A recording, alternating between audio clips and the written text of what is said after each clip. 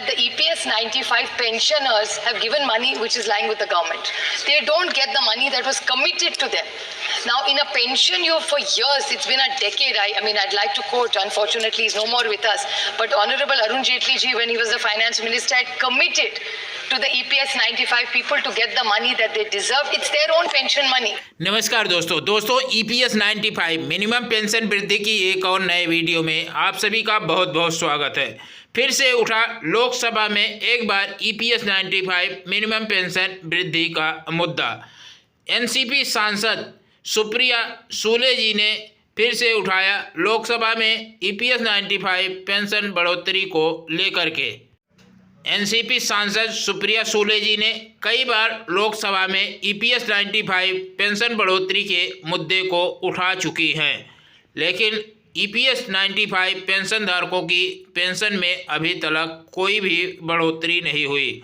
आज फिर से माननीय सुप्रिया सूले जी ने EPS 95 पेंशन धारकों की दुर्दशा को देखते हुए EPS 95 पेंशन बढ़ोतरी की आवाज़ को उठाया है।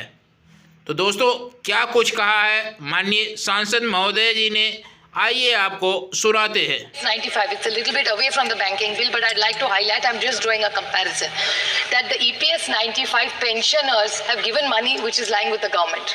They don't get the money that was committed to them.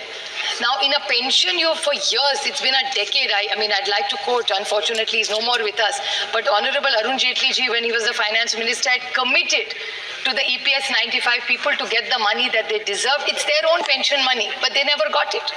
So I don't want this scheme also to go in the same way, because we've had a history. So I hope that this Investors Education and Protection Fund, since you're calling a pension and a protection fund is something very similar.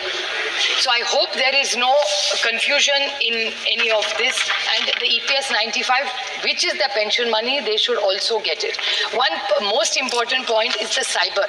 As a matter of fact, just today, in today's newspaper, it has come, sir, that just in Delhi alone, 452 crores cases worth of scams in banks have occurred just in the last 1 year. This is just, I'm talking. तो आपने देखा कि वित्त मंत्री निर्मला सीतारमण जी को सुप्रिया सूले जी ने EPS 95 pension बढ़ोतरी के मुद्दे को लेकर के कैसे घेरा। दोस्तों, इसी तरह जब सारे सांसद सरकार के ऊपर दबाव बनाएंगे तो EPS 95 पेंशन धारकों की पेंशन सरकार को बढ़ानी ही पड़ेगी, क्योंकि सरकार सीधे तो बढ़ा नहीं रही है, लेकिन जब सांसद दबाव बनाएंगे, जब सारे सांसद आवाज़ उठाएंगे तो सरकार को EPS 95 पेंशन धारकों की पेंशन में वृद्धि करनी ही पड़ेगी। दोस्तों, यह वीडियो या जानकारी पसंद आई तो वीडियो को लाइक करेंगे। इस चैनल पर नए हैं, चैनल को सब्सक्राइब कर लेंगे। धन्यवाद। जय हिंद, जय भारत।